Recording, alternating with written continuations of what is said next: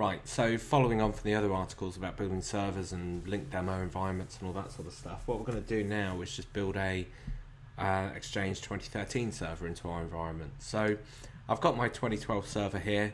I've installed the Active Directory management tools and also DNS management tools. You can see my AD there, consolidated.local, pretty straightforward. So the first thing we need to do is satisfy the prereqs. Now fortunately there's a command you can use that actually installs all the relevant points, so you don't have to sit there and go through selecting them.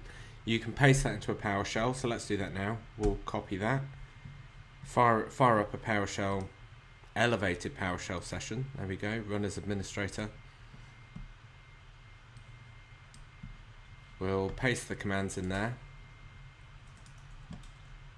and just let them run for a little while. Shouldn't take too long. Okay, so you can see it's finished. Obviously it's asking for a restart, so what we'll do now is restart the server and then crack on with the next pieces.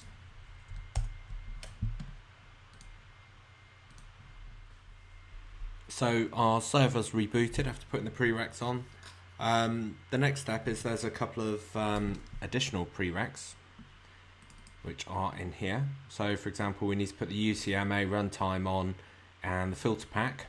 So what we'll do is we'll run the UCMA one first.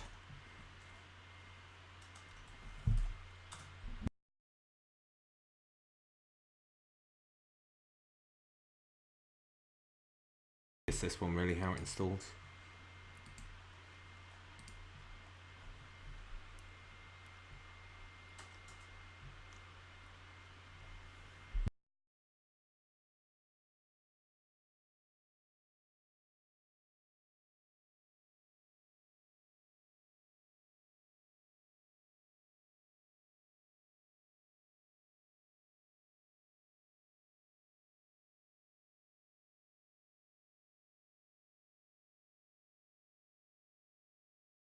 Done, didn't take long at all. So the next one we're going to put on is the filter pack. So again, just double click it, let it install.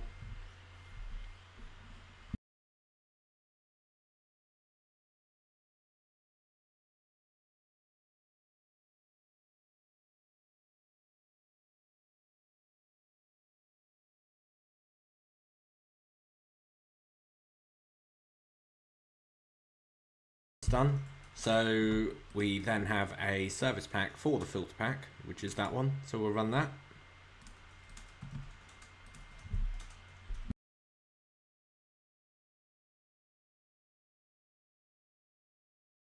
Done. So we're now ready to fire up the Exchange 2013 installation. I already have the Exchange 2013 DVD mounted into this virtual machine, so let's fire it up. There it is.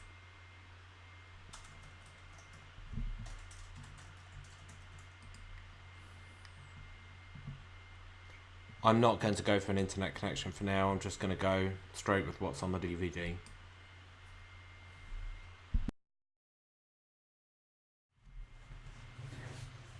So there we go, that's done now. It took a little while to run, as it always does, but what we can do now is launch the Exchange Administration Center now, which is the replacement for the old admin tools.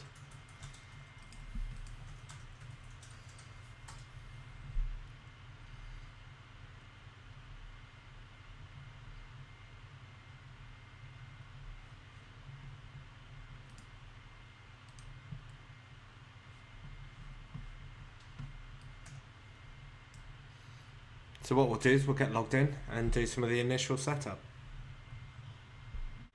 So let's get logged in. We'll log in as an administrative user. I'm going to go in as administrator here. There we go. So the first thing we're going to do is actually just set up our email accepted domains and also our email address format. So the way we do that is we pop into Mailflow. You'll see at the top there, accepted domains. By default, it will have the local, .local or whatever the name of the domain is. So what I'm going to do is I'm going to add one. And I'm going to give it the .com address. I'm going to make it authoritative as well, just for this demo.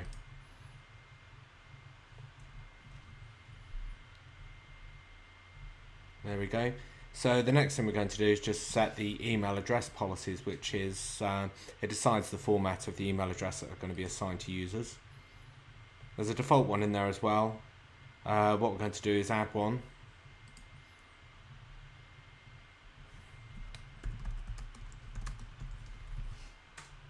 I'm going to add an email address format. It's pretty easy. So we're going to go for contoso.com and we're going to specify first.last@contoso.com.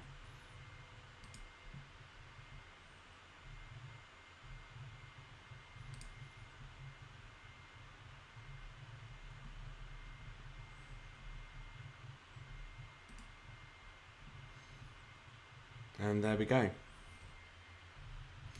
So what we can do as well is we can actually apply this policy to existing users. So if you see on the bottom right hand side, you'll see that you've got the apply button. Hit that, and what it will do is it will apply that policy now to everybody, or certainly everybody within scope of that policy. There we go. So if you remember, I've got a demo user set up, and users here. There we go, Andy Pandy. And what we're going to do is we're going to set up a mailbox for Andy Pandy. So again, we do it from the admin center here. We're going to go into recipients, hit new.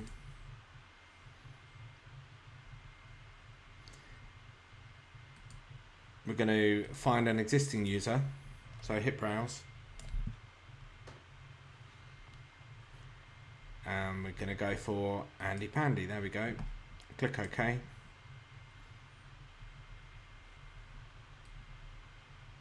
The rest of the stuff we can pretty much leave as default. Click save. There we go. We've now got a new mailbox for Andy Pandy. So let's get Office installed. We'll get connected up and just make sure it works. So one quick thing we need to do before we put Office on and configure Outlook is just actually put a proper certificate on, because obviously the system is well, certainly with Exchange 2013, it defaults to far more secure than the previous editions. So we just need to get a certificate on that matches the subject name of the server. Very easy to do. Fire up RIS, the management tools. We'll pop into Exchange, or rather into the server. You'll see there the option for server certificates. I'm going to pop into there. I'm going to create a domain certificate. Give it a common name, that's the same as the server.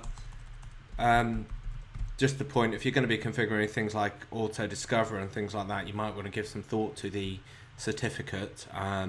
You might want to put subject alternate names on, that sort of stuff.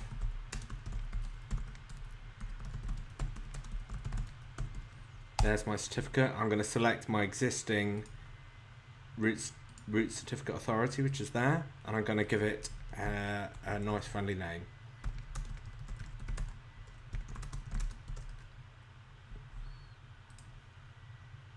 There we go. So there's our certificate. What I'm now going to do is pop into the sites. Just have a look at the bindings for the site. And you'll see a couple of 443 bindings. Just change those and make sure they're using the right certificate, which is the one that we've just created. Okay, so what we'll do now is we'll pop through, get Office installed, and configure Outlook. So I'm just going to install Office 2013 now. I've got the DVD mounted already, which is there.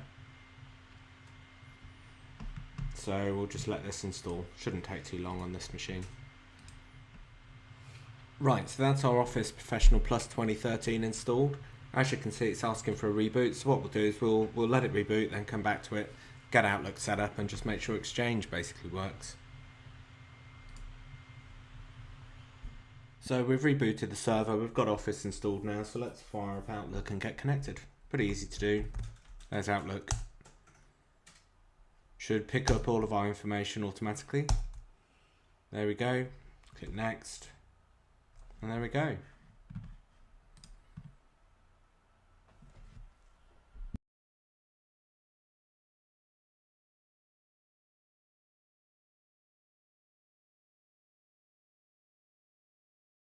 already got a test email in there, but if you want to check, you can.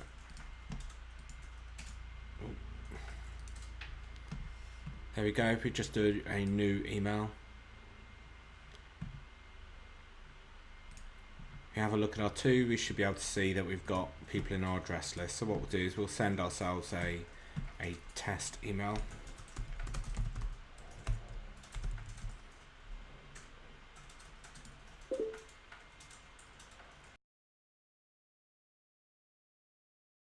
You can see the mail delivery works. So what you can do now is you can go ahead and look at, you know, things like auto discover and look at all the policies, and basically now you've got a working Exchange system that you can go and work with.